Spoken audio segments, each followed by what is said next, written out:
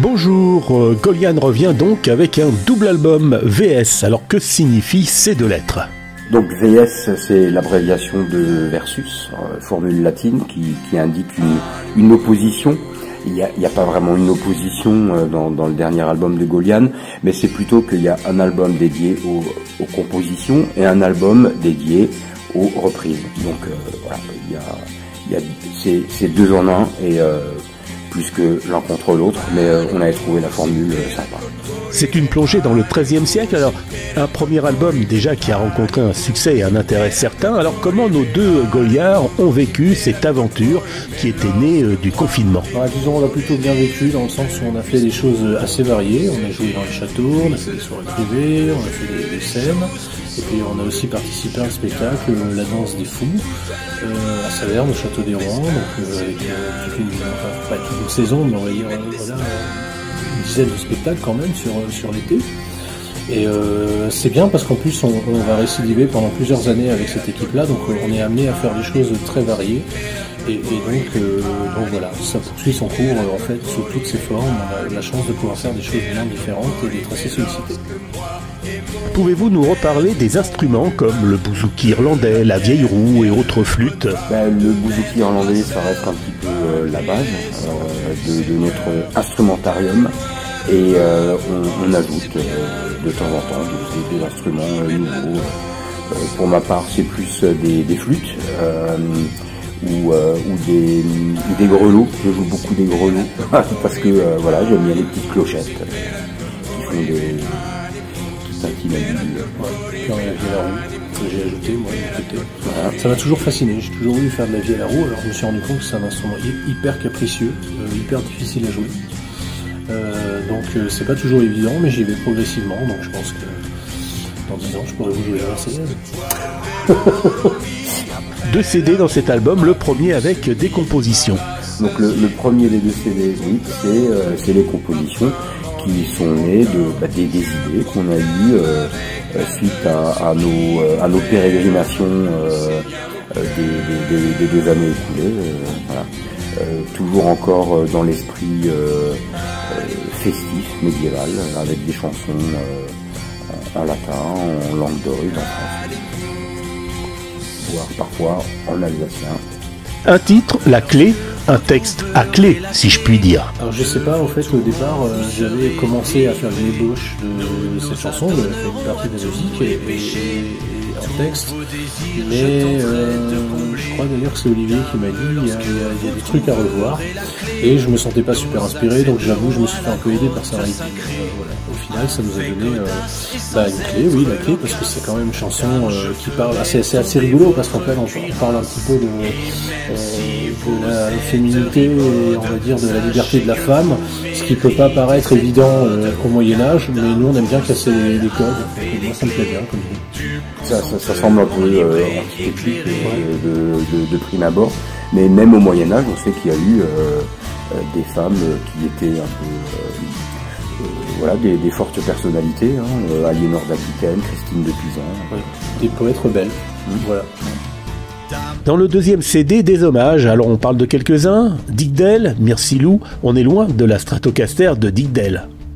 Très loin, d'autant plus que Dick Dale, comme chacun le sait, a créé le genre surf music pour faire ressentir à l'auditoire les sensations qu'il avait sur sa planche de surf. D'où la réverbération à outrance pour le son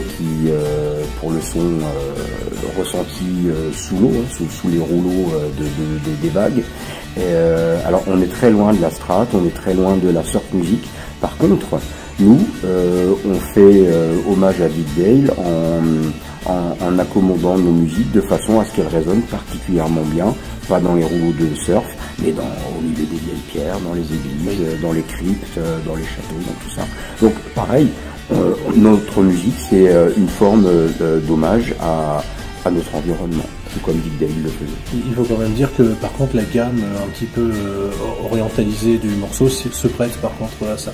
All Soul Night de Lorena McEntee, on est là plus proche effectivement de la musique celtique. Oui, c'est évident. Parce que, en plus, la chanson de Loreena McKennitt, elle parle de rites païens, et on est assez en phase avec ça, hein, sur le festif médiéval. Les Beatles avec Norwegian Wood. Ouais, ça je crois qu'en fait, on est deux fans des Beatles quelque part. Là, c'est plus du goût personnel que quelque chose qu'on peut vraiment rattacher à l'univers médiéval. Hein.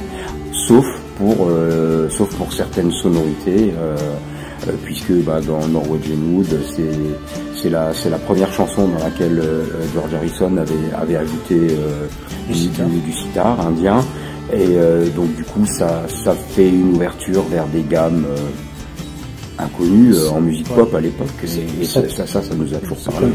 Ça colle bien avec la vielle à roue en plus. Par contre, je me suis bien éclaté pour jouer le thème. J'ai révisé. C'est pas évident. Léo Ferré maintenant, Pauvre Rudebeuf. Bon, ça, c'est pas de secret, hein. Ça vient de moi. Hein. Bon, je suis très fan de Léo Ferré, et bon, Léo Ferré avait adapté, mis en musique, avec sa musique, hein, un texte de Rutebeuf, qui est donc un poète du Moyen-Âge. Donc je trouvais pas ça incohérent d'avoir Rutebeuf, surtout sur le disque. Et puis voilà. Après, on a fait appel à Sylvain Piron, qui nous a fait une très belle cornemuse, pour justement donner un côté beaucoup plus celtique à la version originale. Voilà. Donc c'est tout simplement dans cette optique, voilà, les poètes. Sic Transit Gloria Mundi, Daniel Gérard, de l'album Nostalgia in America, un titre d'une actualité terrible. Bon, c'est sûr, on n'allait pas faire Butterfly, hein, parce que c'était pas du tout le style médiéval, mais carrément pas. Ça ne collait absolument pas, ça c'est sûr. Hein. Mais par contre, ouais, Sic Transit Gloria Mundi, c'est une chanson que je trouvais sympa, dans le sens où, bon, déjà le titre est en latin, donc ça aide. Et puis il y avait un petit côté justement dans le thème qui était un peu mineur, limite de rien, donc je trouvais ça assez sympa. Et puis bon, d'une actualité terrible, vous aurez remarqué qu'on a fait que le thème musical, on n'a pas mis le texte avec. Mais c'est vrai que, à la limite, rien que le titre est d'une actualité terrible, dans le sens où Sic Transit Gloria Mundi, c'est-à-dire que le monde n'a pas besoin des grands de ce monde, ni de qui que ce soit pour tourner, et c'est tout à fait ce qu'on pense. Autre titre, Mull of Kintyre de Paul McCartney et des Wings. Donc ça c'est moi, c'est une chanson que j'aime beaucoup chanter depuis longtemps. Et celle-là, c'est un peu comme Loreena McKennitt, c'est-à-dire que Celtique, Écosse, ça sent les embruns, ça sent les landes un peu désolées, un peu solitaires. Ça va très très bien avec l'univers médiéval, avec les Du traditionnel. Du traditionnel aussi parce que il faut Himmel et Carmina Burana encore et toujours, parce que on n'a pas que des compositions à nous, on n'a pas que des hommages à nos anciens qu'on respecte et qu'on aime. On a aussi des chansons authentiquement de l'époque médiévale ou Renaissance. Album multilingue, parfois latin, anglais, français, pour un choix de fidélité à l'original ou pour une sonorité de la langue? Alsacien aussi pour ma part, hein. J'aime bien écrire et chanter en alsacien. Il y en a un petit peu dans ce nouvel album, effectivement. Et tout à fait, comme tu le dis, c'est pas uniquement pour l'originalité, mais c'est aussi pour une question de sonorité de la langue. Parce que une chanson en latin, une chanson en langue d'oïl, ça va sonner différemment que le français moderne, et ça fait partie des choses qu'on recherche aussi. Avoir une palette de sonorités, pas uniquement issue des instruments, mais aussi du chant. Vous avez participé à pas mal de fêtes médiévales, un intérêt du public d'ailleurs pour cette musique et cette époque pourtant rude, mais il y a aussi un aspect festif qui domine. Quel ressenti en avez-vous? Alors l'aspect rude, les historiens nous apprennent de plus en plus que ça fait un peu partie de la légende noire du Moyen-Âge. C'était une époque rude, mais c'était presque moins rude que la Renaissance par la suite pour les paysans. Parce que bien sûr il y a eu la guerre de 100 ans, mais il y a eu des longues périodes de paix et des inventions majeures, des inventions majeures dans tous les arts et métiers, et beaucoup de fêtes. C'était pas mal lié à la religion, mais il y avait énormément de jours fériés, il y avait énormément de jours de fêtes, il y avait énormément de jours où certains saints qui étaient fêtés, et ces jours-là on travaillait pas, on faisait la fête, et c'était presque obligatoire. Et donc voilà, le Moyen-Âge, c'était pas une époque où les gens étaient sales, tristes, malheureux, et ça fait partie des choses que nous on veut remettre en situation au travers de notre musique. D'ailleurs, si on y réfléchit, je pense que le Moyen-Âge, si on regarde bien, c'était pas plus barbare que le XXe siècle, hein, quand on y pense. Et puis j'ai lu quelque part récemment que apparemment ils n'étaient pas si sales qu'on veut bien le dire. Au contraire, au Moyen-Âge, apparemment les gens étaient très propres. Ça tombe bien, j'aime bien prendre des bains. Oui, oui, pour la petite histoire, c'est par la suite qu'on a commencé à avoir peur de l'eau, pas au Moyen-Âge, parce que avec la peste, avec le choléra, on s'est rendu compte que tous les miasmes étaient véhiculés par l'eau croupie. Mais au Moyen-Âge, l'eau n'était pas spécialement croupie, et les gens avaient une hygiène nettement supérieure à ce qu'il y a eu par la suite. Le Combeferre, Louis XIV et la cour de Versailles, par exemple. Sur cet album, vous deux, Olivier Lang et Jean-Baptiste Merciol, mais aussi Sarah Eddy, Elouan Zobel, pour des compos et des reprises. Elouan Zobel, c'est le batteur qui joue avec nous. Il y a Numa Cop à la basse. Alors en fait, on a une formule à 2, c'est nous deux, et on a une formule parfois à 4. Et d'ailleurs, cet album, c'est un peu plus la formule à 4. Selon les festivals, on peut jouer à 4 avec une basse batterie ou seulement à 2. Donc il y a ça, et puis après, comme dit, il y a Sylvain Piron, Sarah Eddy, Patrick Auter aussi, qui était le bassiste avec qui je jouais à l'époque dans Insert Coin et que Olivier a connu à l'époque de Buob. Et puis là, c'est des personnes qui sont un peu autour de nous et avec qui on aime bien faire des choses, des participations. Et puis Sarah Eddy, si on a besoin aussi d'une voix féminine, parce que c'est important aussi d'avoir cette touche féminine quelque part. Par exemple, dans la reprise de Lorena McKennitt, en fait, on n'avait pas mis des chœurs au départ et on trouvait qu'il manquait quelque chose, donc on avait rajouté ma voix. Je devais même pas chanter dans ce morceau-là au départ, une partie des chœurs, et donc on a rajouté des choses, on a fait des essais, et puis on a gardé ce qui nous semblait judicieux et approprié au style.